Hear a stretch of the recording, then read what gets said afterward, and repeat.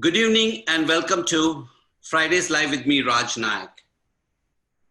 Today I have someone who most of you would have watched on primetime television.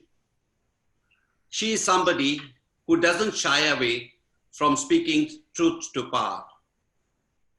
Her calm demeanor and her ability to focus on issues that really matter and have the courage and conviction to ask tough questions makes her extremely popular. Recipient of the Red Ink Awards for Excellence in Journalism, my guest this evening is none other than the ever-smiling Faye D'souza. Faye, thank you for being here this evening. My pleasure, Raj. I was really happy to have received the invitation to your Friday Live. So I'm thrilled to be here. I've made myself a cup of chai and chilling. This is my, I've cut like time out of my day and we're going to chill. I'm really excited. That's really nice of you. You know, I've been in this industry for so many years and almost every second journalist, at least in the television industry, I know personally. And for me, it was a difficult choice in choosing whom to get for my first episode, you know. I mean, from the journalistic fraternity, and someday I'll tell you the reason why I chose you. But now I'm curious. Now the journalist in me wants to push for the answer, but I'm not sure if we want to hear it. I'll tell you, I have no hesitation. I'll tell you, I think one of the things is because you are extremely positive. You know, even in your journalism, one thing that you managed to do is to be positive. Even when you're getting angry, you're positive. Even when you're upset, there's a demeanor. I mean, you manage to carry it in a way where people feel positive when they watch you, and that's a good thing. And in today's environment, I think it was very important to find a person who oozes in that positivity, and that's probably one of the reasons, besides many. That's really kind. Thank you so much. I appreciate that. Yeah, that's really nice of you. Yeah, I know. I was going through an Instagram account and yes. I just saw that you've written there tree hugger. Yes. So what is tree hugger? So I am intrigued by it. Very intrigued. So the tree hugger, I mean, it means two things. One, obviously, tree huggers are those people who stand in the way of the bulldozers and don't allow trees to be cut at all. Environmentalists are tree huggers. Chipko Andolan tree huggers. I'm also a literal tree hugger. I actually literally hug trees because I love trees. And I miss, when I was born, my parents used to have a farm in Chikmagalur. My dad was a coffee planter. So I have memories of just open spaces and trees and, drying yards and things like that, which I really miss living in the big city. So I really love being around trees. So you're from Chikmagalur, is it? I'm Mangalorean. I grew up in Bangalore, but yes, I was born in Chikmagalur. It's my back home we'd call it our native place. So yes, native place. I have memories of my brother was working for a bank, and he was posted in a district in Chikmagalur, a place called Basrikatte, and I've gone and spent summer holidays with the family there. The Saldanas, I don't know whether you know them. They also own plantations there. I'm sure my parents and my grandparents would know. My grandparents used to live in Malendur, which was a district outside of Chikmagalur. And I spent every summer there through my entire school years. So yes, it's very warm memories of Chikmagalur. So you speak Kannada fluently? Yes, I do. I speak Kannada, I speak Konkani. And my Tulu is not very good though, unfortunately. My parents speak very good Tulu. But you should, I can speak Kannada, I can speak Tulu and Konkani. But Tulu is very useful, especially if you want to go and get seats in any of the restaurants in Mumbai, you know. Okay, so tell me, how many brothers and sisters are you? I mean, how many siblings are you? So we're four, all of us together. We were three girls and one boy. So I'm the third girl. So I have two older sisters and a younger brother. And all of them similar line or doing something, helping? So I'm the odd one out. They're all working for banks. They're all bankers. Oh, same in my family. Both my brothers were bankers. And my older sister right now lives in Paris. The other one lives in Dubai. And my brother is in Bangalore. And they're all bankers. They all work for banks. They're all in the finance line. I'm the only one who turned out to be the odd apple, really. So then you moved to you did your schooling in Bangalore and then moved to Bangalore? No, so I did all of my schooling in Bangalore. My parents moved to Bangalore because obviously schools were better in Bangalore than they were in Chikmagalur, where we were at the time. So all schooling in Bangalore, all college in Bangalore. I moved to Mumbai to work when I was 23, but I grew up completely in Bangalore. You can hear it in my accent. And what made you choose journalism? Okay. So when I was 18, and I remember, so this is a South Indian thing, right? So my parents or my mom wanted me to study commerce and do an MBA because, because why not? And so I'd actually done, in Bangalore, we don't have +2, we have something called pre-university college, we call it PUC. So I'd actually enrolled for a combination called statistics, maths, commerce, and accounts, because you can score 100 out of 100 in 3 out of 4 of those papers. And I did pretty decently. Wow. My scores were very good in my PUC, but I flipped on my parents and decided to do a BA instead of doing a BCom, which is like a shocker, right? It's like, BA is like not at all of any use. But honestly, this was that romantic time for journalism. Prannoy Roy was reading the news every night at 9 o'clock. N. Ram was writing in the papers. We had stellar journalists doing work all around. Barkha Dutt was in Kargil at this time. There was really strong, there were strong journalists on the ground doing really strong work. And it was very easy to sort of see yourself as, okay, this is what I also want to do. So I decided when I was 18, I was going to be a journalist. Did you have a crush on Prannoy? Sorry? Did you have a crush on Prannoy? 100%. You should ask me, do I still have a crush on Prannoy?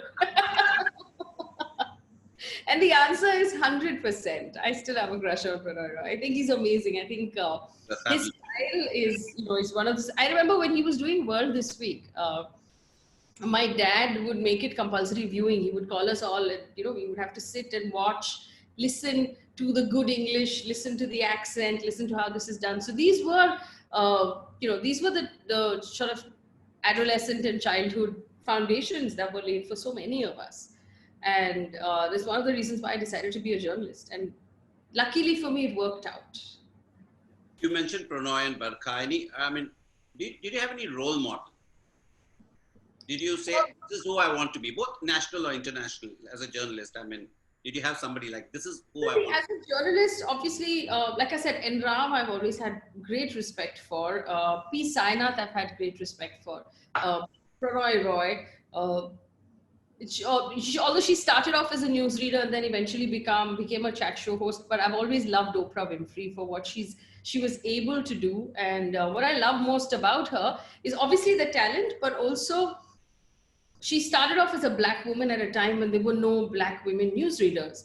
And she, at one point, and everybody thought it was complete madness that she had that job, but at one point she decided that she was going to quit the job and do something better. And people said she was mad because the fact that she had that job alone was something to be protected. But she believed in greater things. And I believe that all young women should believe in greater things. You should all believe in that there's more out there for you and you can achieve more. Great. So tell me your trajectory. Somewhere I read that you you did some news reading for AIR, All India Radio. Yes. So I did this when I was in Bangalore and I was doing my master's. I studied journalism and mass communication. I got a part-time job with All India Radio.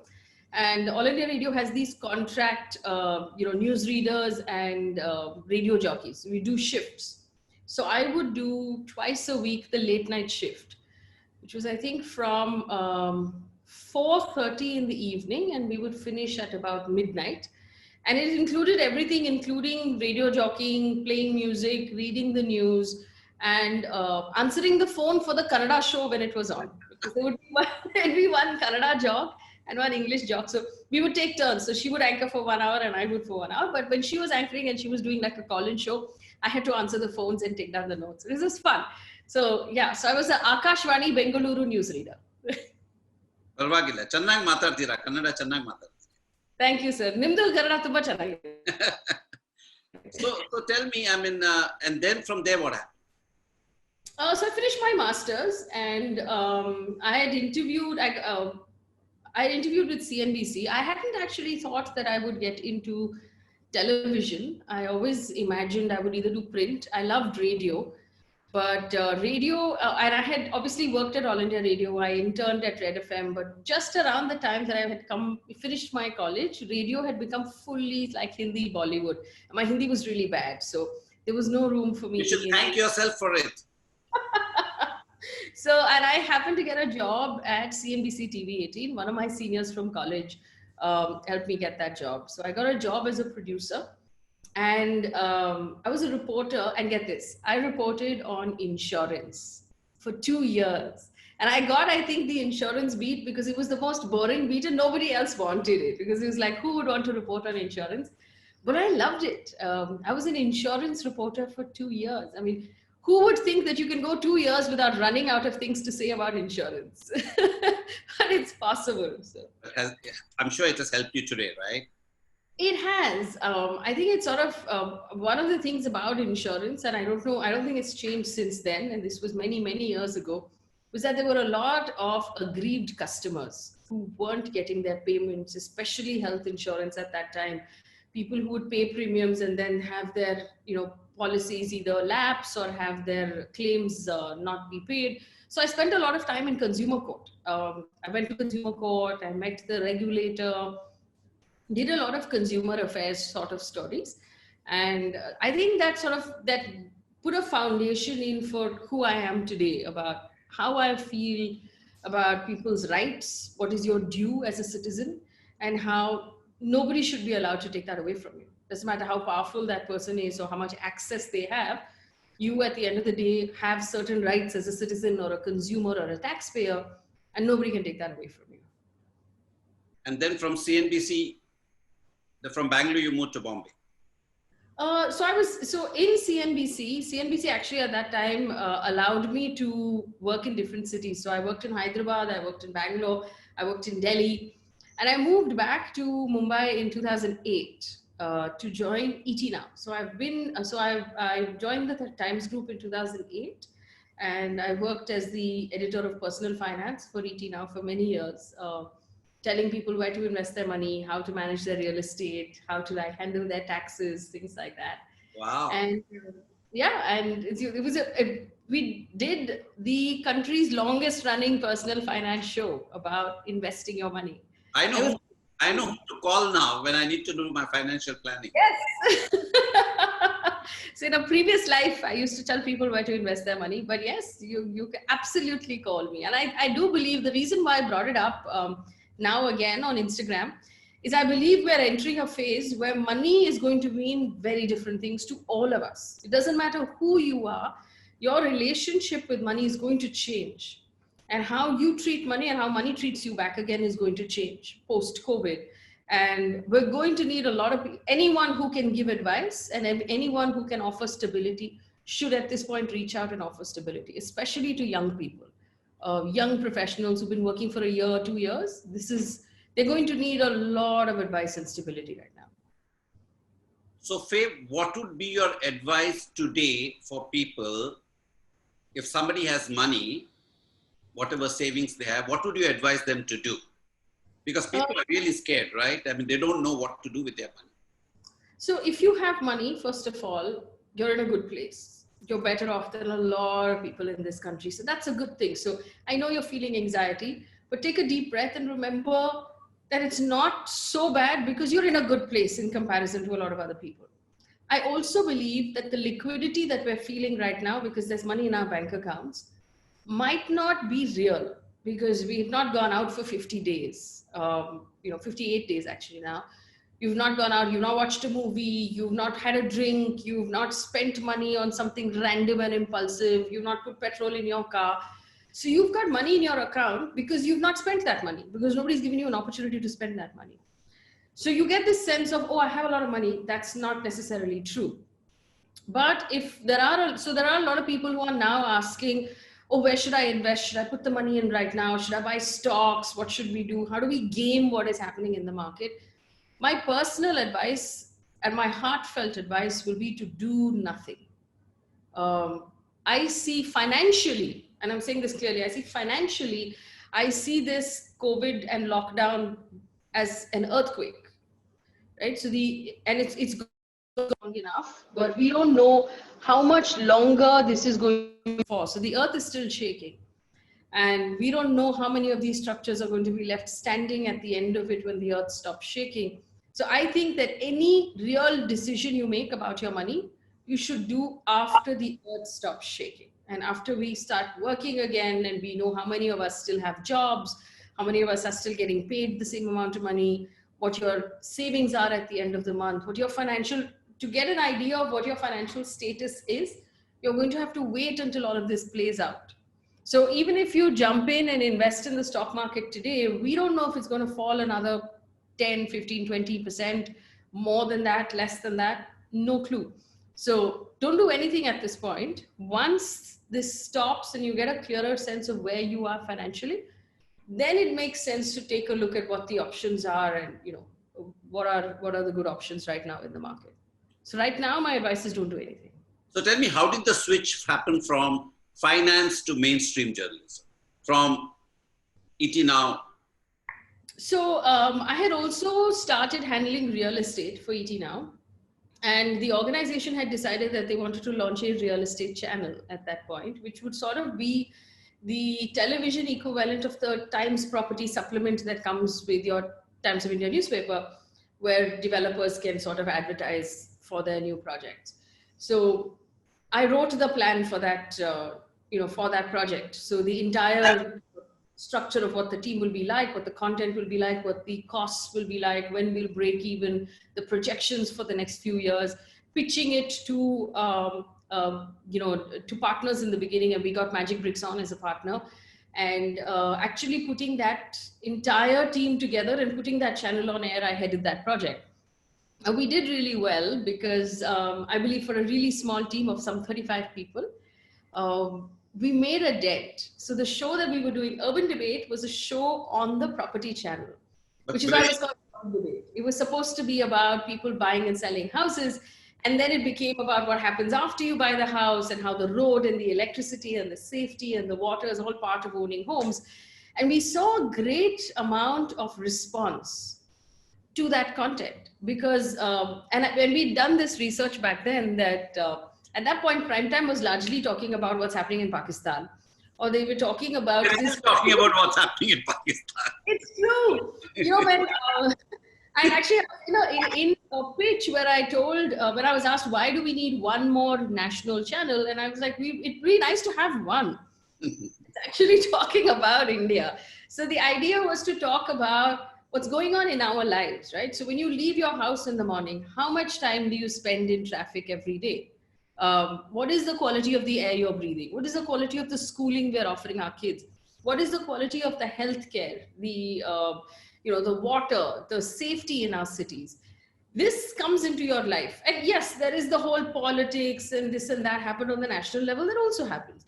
But I believe that how each of us lives in our city is a far more real thing that deserves far more attention.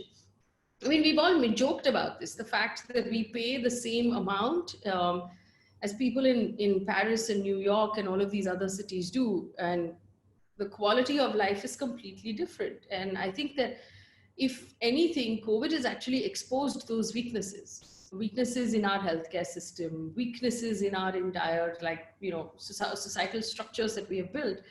It shows us that we should spend more time talking about these things and less time talking about our geopolitical neighbors.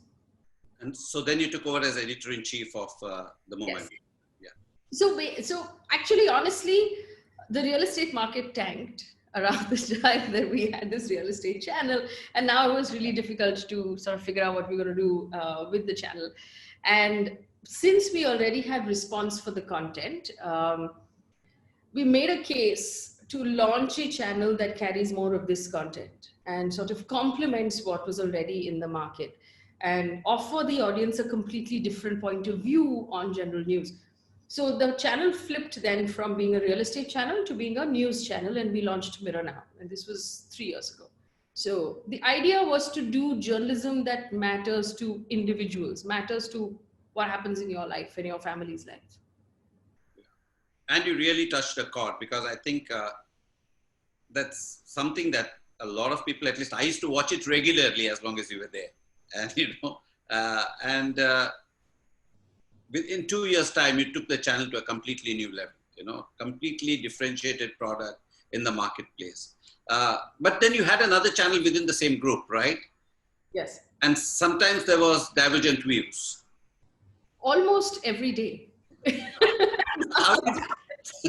So how did you manage that? Well, for most of the time there was a Chinese. I mean, I wasn't accountable for what was running on any of the other channels. I was only accountable to what was running on my channel. So for as long as I was the editor, I would make calls. I would take calls on what we wanted to run, and I would defend those calls. I mean, I didn't have to answer to the other guys, and they didn't have to answer to me. So we actually were running two separate siloed outfits without really having to agree on anything, which is why we wound up in separate directions. So Faye, you always, as I mentioned in my introduction, spoken truth to power. You've always been courageous to say things as it is, black and white, no shades of gray. I mean, where did that come from? I mean, from childhood, were you like that? Were you one of those bold? No, actually, oddly enough, I was a very quiet child. I had really large glasses from the time I was in the first standard. I was a little bit of an introvert. So in all family gatherings, when there are these big parties where uncles and aunts all get together, I would always carry a book and find a quiet corner behind a staircase or, somewhere in the corner where I would sit and read until I was called for dinner. So I wasn't actually much of a very loud or, vocal child. I don't really know where it comes from. I do know that my parents had sort of instilled in all of us the idea of being honest, of how important the truth is, of how important hard work is. And so I've always felt that you should either just be honest with what you're doing or don't do it at all. There's no point in doing a dishonest job. And I think that those are the values, the good old middle class values that sort of stick with us when these tough questions come up. So Faye, you don't have to answer this question if you don't want to, but at the peak of your career, when the channel was doing great, you just decided to quit. Well, yes. If that's was that something to do with I'm not treading on, but was that something to do with the independent stand you took as a editor-in-chief, or was it just that you decided? Let me tell you, let me put it to you this way. I believed that if I went out and did my own independent journalism, I would be able to do a far more honest job than the space that television allows now. Quite honestly, and you know this better than I do. I mean, I'm hardly someone who should be telling you how television works right now, but specifically to do with news, we'd reached a point where the money that was coming in was not covering the costs for any of these channels. And we know that to be true. The system is broken. The audience is no longer paying for the news that they're watching. The advertiser is paying for the news. So as a result, the customer, the true customer who is being serviced is the advertiser and not the audience. The audience is the commodity. And I keep saying this. So the relationship that an audience member has with a TV channel is the relationship that chicken has with real good chicken. You are the commodity. Good example, yeah. that they're cutting up and putting in boxes and selling to somebody else, right? So they don't care what's good for you. They don't care what's good for society, whether they're treating your intelligence with respect, whether they're treating your democracy with respect, whether they're treating your emotions with respect. And we know this, that advertisers don't give a damn about the quality of the journalism that they're sponsoring. They give the money to the highest TRPs. So TRP number 1 and TRP number 2 get all of the money. And they're doing really, really poor journalism. Both number 1 and number 2 are doing really poor journalism, and everybody else is getting crushed by it. And let's also be honest about the fact that in a bad market, which started about a year ago and has gotten worse now with COVID, there are no advertisers. The biggest advertiser in news right now is the government. And so now the chicken is being sold to the government. The government is the true customer who is being serviced because that's the only money that's coming in. This is why these channels have these large conclaves where they invite ministers, and only if the ministers come will the advertisers come. And so now you whipped yourself into such a tight knot where you cannot allow for any honest journalism or hard questioning to happen, because the government will pull the plug and you will no longer get Janhit Mein Jari PSA advertisement money. You will no longer get all of the money that is spent around elections, and there are elections in our country every few months.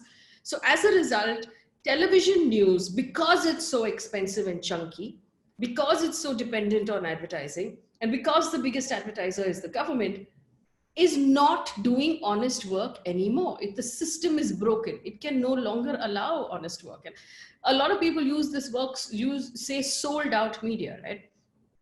People are not, it's not a question of, oh, okay, someone's going to give me money if I say this. What is happening right now is that your sheer existence depends on whether or not you are able to please government. And if you are not able to please government, you are then an impediment in the chicken assembly line. You're in the way, and you're going to have to get out of the way, because that's the system. The only way for you to know if the journalism that you're consuming is good is if you are paying for it. And if the journalist who is working is indebted to you, because if I start putting out bad work and you stop paying, then I'm out of business. That's the only way to do it. Because the way we're doing it right now, there's so much sleight of hand in television that you don't know who's paying for the news. You're not paying for the news. So why would anybody give you any news that is, that treats you respect? Yeah. So the only way to get TRPs is to come in every night and whip up emotions to ridiculous things, and to make you feel unsafe, and to make you hate somebody else, and to make you hate another community. That is what is happening night after night after night. So that's why. You grew up with this whole dream of journalism, and you'd seen the kind of journalists and things like that. So what you just told me, does this dishearten you? Does this somewhere, do you feel sad about it? Terribly, it's heartbreaking. I believe because, and this is really important, I believe because when television, or when any journalist, when any sort of journalism puts out content that is dividing society, that is demonizing certain communities, that is fundamentally based on false information. A lot of what you are watching on television is false information. That is really dangerous.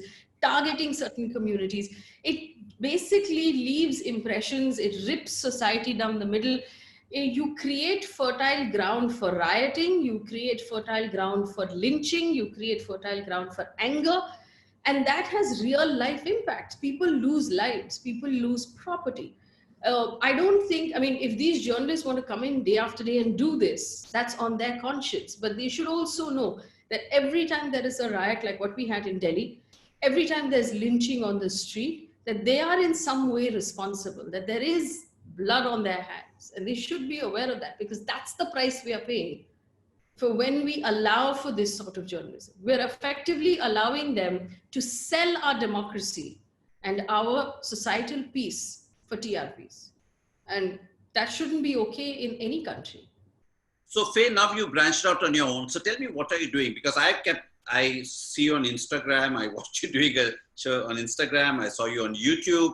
And then you're doing something called The Good News. So you're doing different things. So what exactly are you doing now?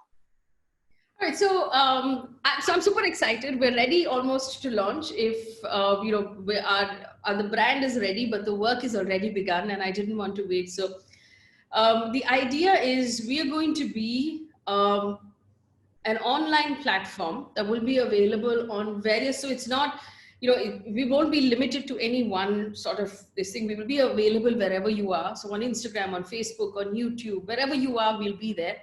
It'll be a subscriber-based online platform that will give you the news only on information. So if you see what I'm doing on Instagram right now, I'm just posting the information. Correct. This happened today. This happened today. You decide how you want to feel about it. So there's no outrage. There's no anger. I'm not telling you how to feel. I'm not telling you who to hate. I'm not telling you whether this is good or bad. All the information is there. It's even toned. The idea is to keep the tone of the content really simple so that people can consume this information and decide how they want to feel. I believe that the biggest responsibility we have right now as journalists is to be able to inform young people. We have the world's largest community of young people in this country who are voters and who are custodians and stakeholders in the future of this country. Informing them in a responsible, even-toned way is the responsibility. And that is what I want to take forward. So all of the work that you just talked about is all part of that. One, posting on social media, just information when it happens. It's not breaking, it's not happening first, it's not telling you before anybody else. It's just telling you in a plain pointed fashion, like this happened today.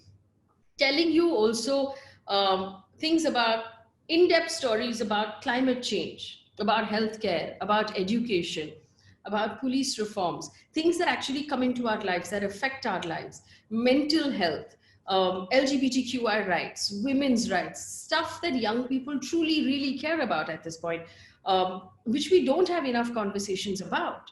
Honestly, I will launch an organization that is going to be about the India we want to be, the India that's going to happen in the future. We'll look forward to science and technology, to innovation, to how we're going to beat the problems that we have. How are we going to innovate education, healthcare? I don't want to have conversations about Mandir Masjid, honestly. I don't want to go backwards and talk about, whether Gaumuktra is going to solve our problems. I want to look forward at the country that we are going to be, a more open society, a more progressive society, education that reaches every single person, healthcare that reaches every single person, that sort of future. And I believe that this is what a lot of young people, a lot of urban Indians care about right now. Urban India wants to see an India that's moving forward, and we need to push conversations that will take us there. We need to push stories, news, demand services from our government about what will take us there. So that's the felt need and the social need of what we will be. We'll be freemium plus subscribed. So a lot of the in-depth stories, like the one that you saw, that a lot of people saw on KEM that we went out and did on the medical sector. These are in-depth stories. And we'll bring you stories that nobody else is talking about. We'll bring you really in-depth, deeply researched. One LGBT as well last week, I saw it. Yes. So the idea is to just spend time and energy and, research and put together really old, good journalism, strong values, and be able to deliver good work. We put out a long form story on KEM Hospital this week. And it's done, I think, 145,000 views on YouTube in the last 2 days. And I'm so pleased because the kind of love that it's getting and the response it's getting gives me confidence that this is something the audience wants. We went out and quite honestly, we shot on my iPhone and we've been editing on our laptops. But it's and we just felt that because there's a story brewing in Mumbai's hospitals that nobody is telling right now, because nobody's going to Mumbai's hospitals to ask what's going on. So this is what I mean, actually going in there, rolling up your sleeves, spending time, spending research, coming out with something that's of true value to the audience. And to have that so well received by the audience, really, I mean, it made my month because it shows me that we're on the right track. And, the plan that we have is something that the audience really wants, and society really wants at this point. So for me, actually, personally, the KEM story or the response is a turning point because now I'm ready to go. Now I'm like, okay, we're on the right track. Let's do this. Hey, I really, really wish you the very best. But, you'll be surprised to know if you ask for volunteers to come and work with you free in your organization, you'll get plenty. You got a huge following of the youngsters. They just love you. And I'm telling you that. You should know. And I should tell you this. I'm so excited. I've got enough, and I've been working on this now for the last couple of months.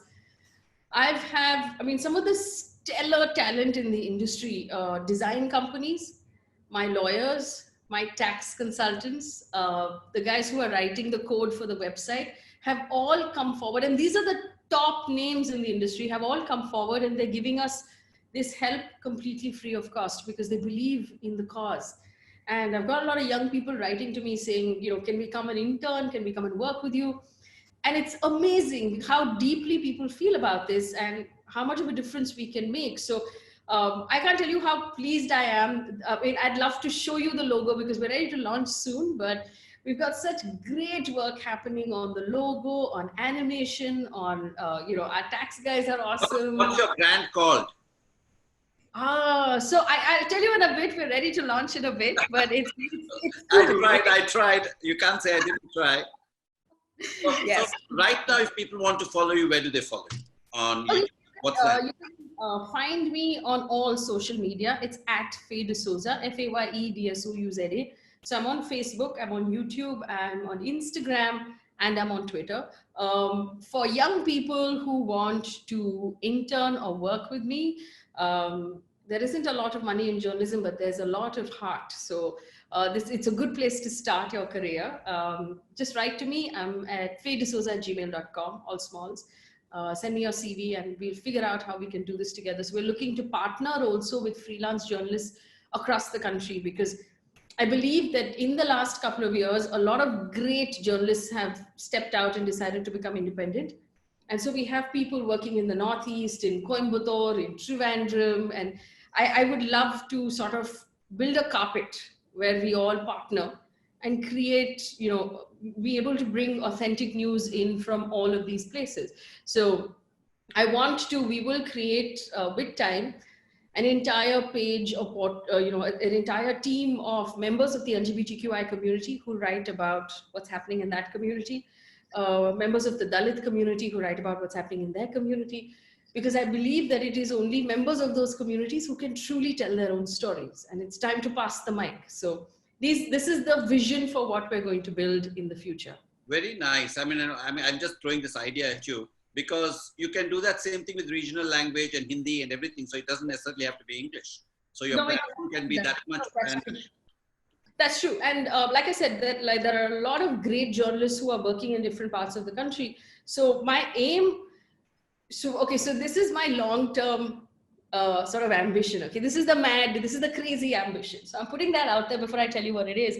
I want to be able to create a platform in the future where independent journalists in any language, whether you're a photographer, a documaker, anything that is not fiction, you're a journalist, you can upload and you get paid based on the number of views or the hits, or, you know, based on the support you get from your audience. So basically, you don't have to be part of a large organization in order to be a journalist. You can be a journalist wherever you are, to whatever extent. If you want to just report what's going on in Coimbatore, that's fine. This is a platform that, you know, that will pay for that. So, you know, right now, and I also think that the other thing that COVID and the lockdown has exposed is how badly journalists are treated in this country. I mean, journalists at the end of the day is a social service. People have been fired from their jobs after 20 years, 15 years, 10 years with 1 day's notice. They've just been, you know, the entire teams have been wrapped up and they've been told to go. They've not been given severance. They have not been given notice. I think that's really unfair. And I hope that at some point we can create a platform where independent journalists can get paid for their work without having to sign on with one of these large organizations and compromise in any way. Okay, so, hey, suppose you were, if you hadn't become a journalist, okay, what would you have become? Politics? I don't know. I was thinking teacher, but okay. I don't know. Maybe I'll do something with food. Okay, let's go to the fun stuff. So tell me, since you mentioned food, are you a foodie? I'm a complete foodie. What Mangalorean is not a foodie? Yeah. So tell me things about you that we don't know. Because last week I had Poonam Mahajan on the show, and I discovered that she's a pilot. I discovered that she is a dancer. And so tell me your hidden secrets. People, that's not in the public domain. I sang in the choir for about 16 years. Is that a surprise? I'm a complete foodie. I can do excellent Mangalorean food. So my fish curry rice is not bad. Let me see. What else do you not know about me? Mm, I completely love animals. I'm very comfortable around cows because I grew up around cows. So I'm like Same here. genuine Gaurakshaks, right? Yeah. And let me see. So I don't know. What else do you not know about me? Oh, I love to drive. I am the antithesis to the general assumption that women are bad drivers because I'm a better driver than most men I know. That's nice. I mean, do you used to drive to work as well? Every day, yes. I used to drive to work. Both my husband and I are really into long drives. So, we would love to just get into the car and we take 2 hour intervals and we just drive out. We love it. In fact, we had made this plan to drive to Kashmir and Ladakh this year, which we haven't been able to do because of the lockdown. But hopefully we can get on the road again very soon. So tell me, where did you meet your husband? Like all media people, at work, in the office. That's so true. I met my wife at work. Well, I see, people in the media never leave the office. There's no opportunity to meet anybody outside. It's just a eventuality. So if your kids are going to join the media, know that they're going to eventually marry a colleague because there's no choice. Yeah, so we met at work. We were actually colleagues we've been colleagues through my entire working life in CNBC, then again in ET now. And then we got married in 2010. But we were only dating for about 6 months before that. But yeah, it's a lot of very accomplished women have said that the most important decision you make in your life is your choice of spouse, and I agree. I think having someone who believes in your career and believes in the fact that your job is. It's true for men as well. Yes. It works both ways. Yes. That support system is everything. To have someone who believes that you can do great things is everything. Yeah, and gives you the space. So tell me, I mean, here's a news and the things you cover. It's very stressful. So what do you do to unwind yourself? So I have the interesting thing about changing jobs was that I went out and adopted a dog. Wow. I have the most lovely dog in the whole world. She was unfortunately abandoned and was living on the streets, and an NGO found her and rehabilitated her, and we adopted her. What have you named her? She's called Phoebe. Phoebe, okay. After the Friends character who also lived on the street, so that's why she's called Phoebe. She's really funny and she's my stress buster. So Phoebe and I take really long walks in the morning, and I think pets are a good way to sort of just forget about what's going on in the world. Yeah.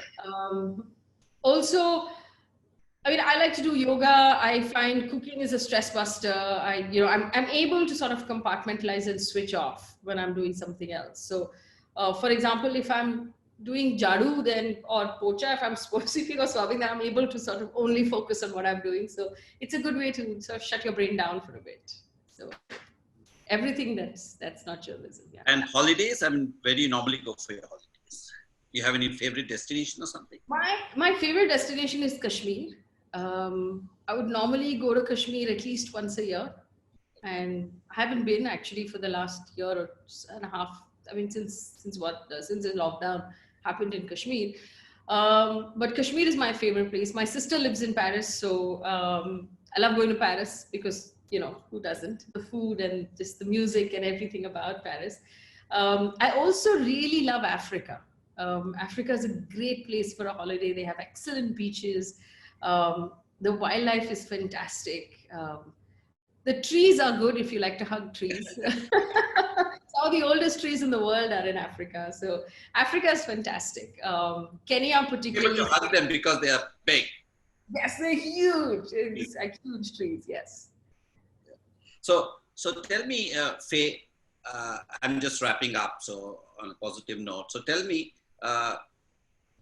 in today's day and age, one of the biggest things I think, I keep telling every people, we should be grateful for what we have, So what does gratitude mean to you?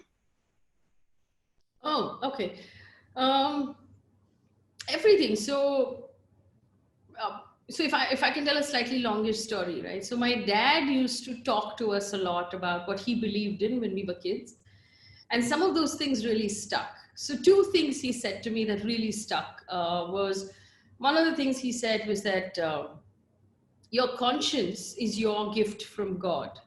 Nobody in the world has met God or knows God any more than you do, right? You have a direct line in your heart, which is your conscience, where you can hear instructions. And if you listen carefully, that voice will become louder and louder.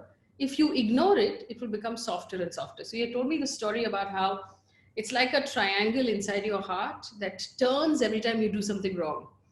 And if you pay attention to it, then that will hurt. But if you don't pay attention to it, it'll keep turning and the sides will wear off and it'll become round and it will no longer be useful. So you have to be really careful to pay attention and listen to your conscience. And that's one thing. And the other thing he said is that instead of, you have to know your place in the universe.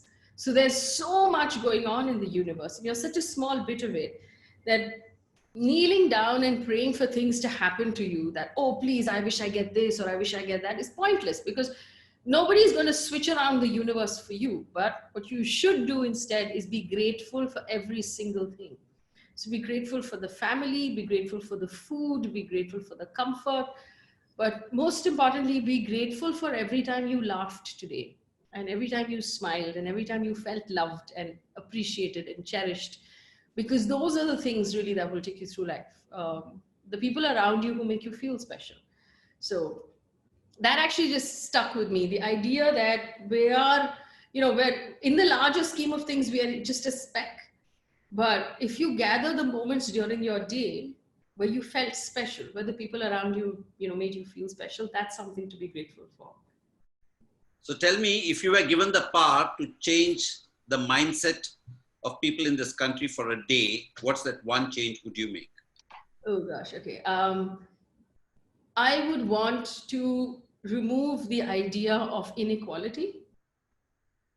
I'm a firm believer in the fact that the Constitution tells us we're all equal, right? So unfortunately, we don't really action that in our lives. The fact that we believe that people who have less money than us are not equal to us. So people who are from a different sexuality or people from the LGBTQI community are not equal to us in some way. The caste system makes us unequal in some way.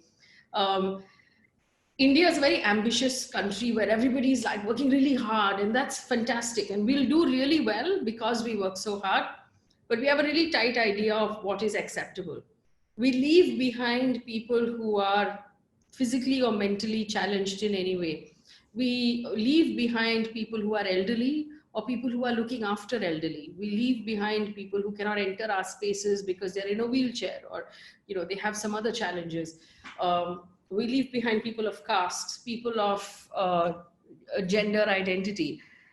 So if we could in some way find a way to be more equal, I think that we could be a superpower. And there's actually research that supports that India wastes a lot of talent by leaving it out, by shutting the door on it. So if I could change people's minds, I'd change their minds about that. Very nice, very nice. Faye, before I let you go, I just want to address all the viewers who are watching today. Thank you very much for watching. Faye D'souza is going to be here. I'm going to talk to her for another 2 minutes. So stay with us. Meanwhile, thank you so much for watching. And if you like what you saw, please feel free to share it on your Facebook or on social media so that people get to see what Faye D'souza has to say. And I need all your love, all your support to make Fridays Live with Raj Nayak more successful. Yeah. Thank you so much. Faye, before you go, one question to you. What does happiness mean to you? And what are the 3 things that make you happy? Oh, okay. So happiness to me is a job well done. I like to feel at the end of the day, ki yaar kya kaam kiya aaj, maza aaya. Like it was a really good day. We did something good. That idea of being tired at the end of the day because you've done so much work. That's really my happy place. So I suppose family, friends, and laughter is happiness. I enjoy sharing space, sharing time, sharing food. Once the lockdown is over, I'm going to come over for nice Mangalorean food. 100%. 100%. That's a deal. That's the deal. Faye, thank you so much for being here today. I'm sure the viewers have loved this, and truly, it was so much fun speaking to you. And all the best for your new venture. And whatever help, whatever support I can be of any help, please don't hesitate to reach out. Thank you so much. Now, see, that is a ticket to ride. When Raj Nayak says that he's going to help in any way, now I'm going to now I'm set. No, but thank you so much. Thank you so much for having me. This was a really, really wonderful conversation. Brilliant questions. And I really enjoyed being part of this. So no, guys, I was going to speak to you, so I was like, she's the person who should be asking me questions, and I'm going to ask her questions today, but and I'm happy that 1 hour has passed by. Yes, so quickly. I mean, you said, oh, it's time to wrap up, and I was looking at the time. I was like, really? Wow, okay. That was a quick. So it's always nice when you run out of time. It means that the interview went really well.